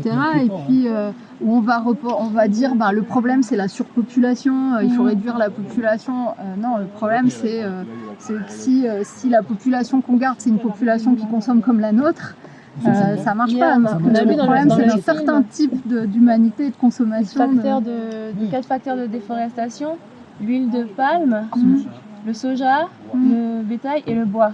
C'est tous des trucs qu'on consomme. Donc, qu'est-ce qu'on fait de tout ça? Comment on peut changer On peut parler du bois là en particulier, mais il faut quand même imaginer qu'actuellement, il y a une pénurie de sable pour construire. Il n'y a plus une pénurie de sable. Et que l'une des industries les plus polluantes, c'est le ciment. Donc c'est lié tout ça. Et on construit des... Je sais pas pourquoi faire. Le problème, c'est notre façon de consommer aussi, je pense. Parce que, effectivement, le bétail est une source de pollution énorme. Moi, je suis véto, je travaille avec des vaches. Oui, mais quel type d'élevage et comment? Est-ce que c'est les élevages qui sont issus de la déforestation de la forêt amazonienne et qui sont nourris au soja? Voilà. Ou est-ce que c'est des vaches en montagne qui broutent de l'herbe et puis qui valorisent un environnement, qui produisent du lait localement? Et qu'est-ce qu'on veut consommer aussi? Est-ce qu'on veut tout de suite très vite, ou est-ce qu'on est prêt à vouloir de la qualité de façon réduite et puis à accepter un autre mode de vie en fait? C'est ce que m'a dit le berger des Cosettes quand il descendait. Il m'a dit je n'avais pas d'aide avec mes moutons, je peux pas m'en sortir. Simplement, lui, quand il se retrouve sur le marché avec sa viande, il ne peut pas la vendre au prix qu'elle vaut en termes de qualité. Parce qu'il y en a une qui vient d'Argentine ou de Nouvelle-Zélande, le transport n'a rien fait. Nous, en tant que consommateurs, on est des bien nourriteurs, mais à un moment donné, on n'a pas non plus... Est-ce qu'on peut acheter cher? C'est vrai que c'est très complexe tout ça. On est quand même dedans. On n'ose pas toujours regarder ça. Ouais, mais c'est vrai on a un peu honte. Et comme dans les addictions, le choix de la sobriété, il est difficile parce que notre cerveau, il nous pousse à consommer, parce qu'il y a plein de facteurs sociaux, il y a plein de similitudes. On s'est amusé avec des collègues addictos à regarder les similitudes entre les addictions individuelles et les dépendances de nos sociétés aux énergies fossiles et aux produits qui découlent de ce que ces énergies nous permettent de produire et d'acheter. Et il y a énormément de similitudes dans... des phénomènes de tolérance, d'habituation à un certain niveau de vie, etc. Notre premier resto, on s'en souvient peut-être, les suivants, il faut aller, faut augmenter sa consommation. C'est des problèmes un peu comportementaux aussi qui dépendent un peu de notre éducation, de quelle relation on a à soi, aux autres, à notre environnement, à nos émotions. C'est la question d'une recherche de bien-être, mieux-être. Comment on va chercher d'en nourrir les besoins fondamentaux dont on a parlé, ou d'en accumuler des choses pour gérer nos émotions. On a peur du syndrome de sevrage. On le voit avec la petite phrase de Macron qui avait bien sa beauté à l'époque, en disant on ne va pas vivre tous comme des amiches. C'est comme les patients qui me disent les gens qui boivent pas, ils sont pas rigolos. C'est des phénomènes un peu de sabotage du truc. Et puis il y a cette même notion de perte de contrôle. On voit, les limites elles sont dépassées et on continue. C'est la même chose qui se passe dans les addictions. On n'arrive plus à reprendre le contrôle. Il y a une partie de... et puis c'est beaucoup bâti aussi sur une question de mensonge, d'illusion, de liberté, d'un truc idéal, etc., de toujours plus de... Ce qui m'a marqué à la fin du film... On est habitué par des...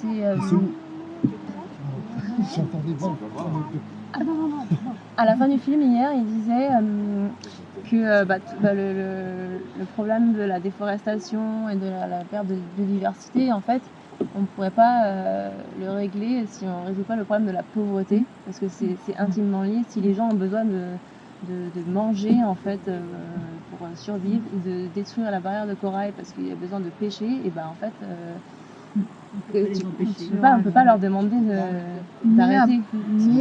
Et en même temps, ils ont pas. Et en même temps, ce qui était très intéressant, c'est quand on leur a demandé de quoi ils avaient besoin, là, à Madagascar, ils n'ont pas dit qu'on nous apporte à manger. Ils ont dit on a besoin d'éducation et de santé et d'éducation. Et pour pouvoir. Et encore une fois, ça revient à cette question des dynamiques et de comment justement être en santé, c'est pouvoir interagir avec son environnement, faire des choix conscients et réfléchis. Avoir les bonnes informations pour prendre les bonnes décisions, prendre le temps peut-être aussi de le faire. Et c'est pour ça que cette image de la boussole qui prend en compte à la fois les limites planétaires et les besoins humains fondamentaux, elle est très intéressante parce que ça nous invite aussi, ça rejoint un peu la question de l'empathie. Comment on peut être en empathie, je sais pas, par exemple, moi je vois, on peut l'être avec notre environnement. Quand on voit une terre qui est très sèche, toute craquelée, on peut ressentir dans notre corps les effets que cette sécheresse a. Comment on peut être aussi en empathie avec les populations plus vulnérables, plus pauvres, qui ne profitent pas de toute cette grande accélération, de toute cette richesse qu'on a et qui en subissent beaucoup plus les conséquences. Voilà, il va falloir nous, parce que là, on sait qu'on pourrait vivre on a de quoi nourrir 10 milliards d'êtres humains et on n'est que 7, quoi. Donc il y a en tout cas la bonne nouvelle, c'est qu'il y a une zone a priori où non seulement on peut tous être non seulement en bonne santé en termes de besoins physiologiques comme se nourrir, etc., mais aussi en bonne santé psychologique et d'interrelation, etc. Donc moi, ce que j'ai trouvé intéressant dans le documentaire, pour ceux qui ont vu le documentaire hier, j'aimerais bien savoir quelles émotions il a suscité en vous. Un petit peu comment on peut vivre avec les animaux, comment on peut vivre avec notre environnement. C'était les Maasai, et de notre définition, ils sont super pauvres. Ils n'ont rien, ils n'ont pas de télé, ils n'ont pas tout ça. Nous, on dit, eux, ils sont super pauvres, les gens qui n'ont rien, mais quand même, c'est les seuls que j'ai vus dans le film hier qui vivent, ou c'est un modèle que moi je vois vraiment comme un modèle. Il y a des gens qui vivent avec leurs amis. Et du coup, je ne suis pas convaincu que c'est que de la pauvreté, parce que juste donner plus d'argent à des gens, ça va. On voit très bien que nous, les plus riches, on vit d'une manière vraiment pas durable. Du coup, je pense pas que c'est on résout que la pauvreté et pas non la façon dans laquelle on pense nos relations avec les autres et tout ça, ça va rien changer. En fait, ce que tu veux dire, c'est qu'ils sont... En fait, moi, ce que je voulais dire, c'est pas parce qu'ils sont dans la pauvreté qu'ils sont forcément malheureux. Nous, on a tout. On a tout en surabondance, on n'a qu'à claquer des doigts, on a un téléphone. Ça arrive instantanément, mais est-ce qu'on est vraiment heureux? On va arriver avec chez eux qui, eux, d'accord, ils sont pauvres. Mais nous, on va ramener aussi avec beaucoup de pollution aussi. Oui, mais ça va aussi un peu les contaminer. C'est les addictions que nous avons tous autant ici. On a des addictions. Donc notre cerveau nous dit, t'en as, mais je peux encore en prendre plus. Eux, ils n'ont pas, à la limite, ils n'ont pas ce problème-là. Ils sont pauvres selon nous. Oui, mais ils ne sont pas malheureux en fait, c'est ça. Ah oui, par contre, là, tout à fait. C'est quand même nous qui leur donnons le modèle. C'est nous qui leur donnons le modèle. C'est ça, parce que en disant il faut faire comme ça. C'est ça. C'est en fonction de notre image. On va leur dire ils auront besoin de ça, on va leur donner ça, et en fait, c'est un peu comme on va coloniser, quoi. Et ils ne demandaient pas de l'aide ou de l'argent ou quoi que ce soit. Ils demandaient de l'éducation et de la santé. Donc, ce qu'ils voulaient, c'était plus de pouvoir d'agir, de prendre leurs décisions, d'autonomie. Et en harmonie, en plus, avec leur environnement. Il ne faut pas trop les perturber le moins possible, en fait. Je voulais simplement dire que dans le film que j'ai vu hier, qui m'a beaucoup plu, plein de choses, mais notamment dans ce film, il y avait certaines personnalités qui avaient fait j'étais étonnée, qui avaient fait des doctorats de je ne sais trop quoi, et qui revenaient après dans leur pays pour faire profiter de leurs connaissances et essayer de les mettre en œuvre. Et ça, j'ai trouvé ça formidable. Si je peux me permettre de parler d'une expérience personnelle, j'ai été professeur de maths pendant longtemps, et notamment au lycée français, le cité de Bonn, en Allemagne. Et là, il y avait énormément, évidemment, des enfants de diplomates qui venaient travailler en Allemagne, et beaucoup d'Africains. Parce qu'évidemment, parlant français, je suis désolée, avec notre mentalité de colonisation, donc on a beaucoup encore pays d'Afrique qui sont encore francophones. Et donc, je donnais des cours de maths à un des étudiants qui avait des problèmes, ça arrivait partout. Et je lui disais, ben, c'est bien, tu vas donc passer ton bac et tu vas revenir dans ton pays et tu vas faire profiter un petit peu de tout ce que tu as appris ici.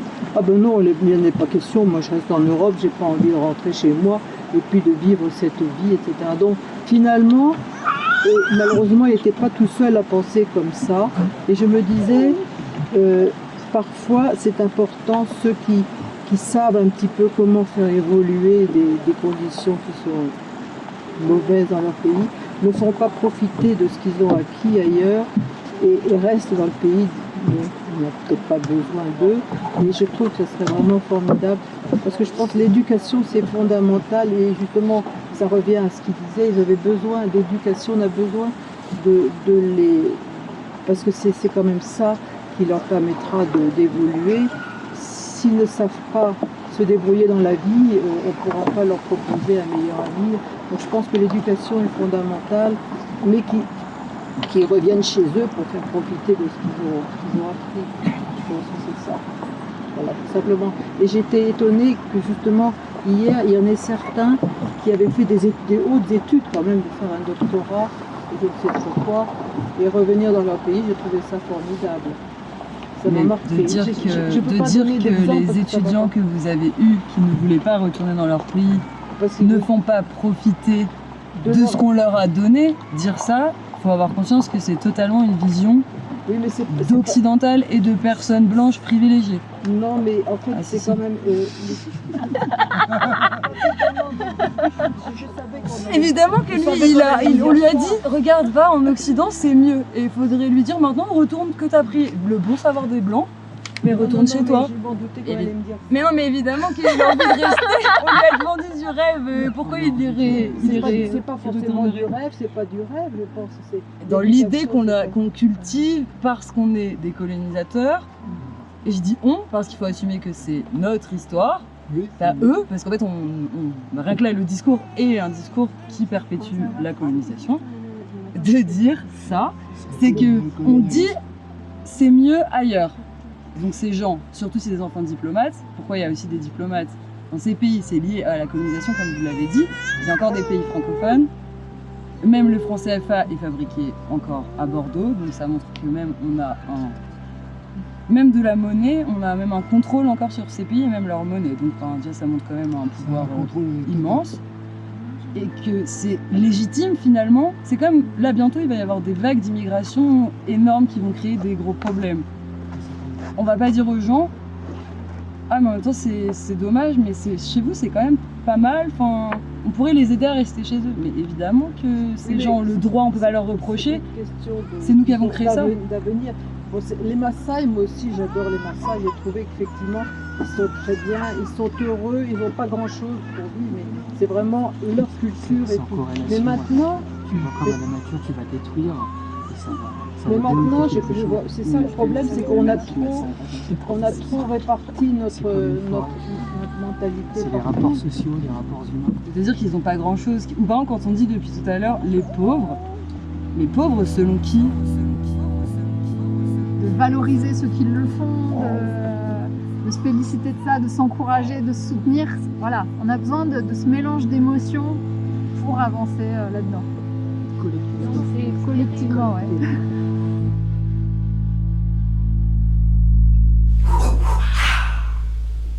Restez vivants, édition 2023, en partenariat avec les associations Zouz Collective, le Butch à Butch, la Petite Université et les Amis du Cinéma.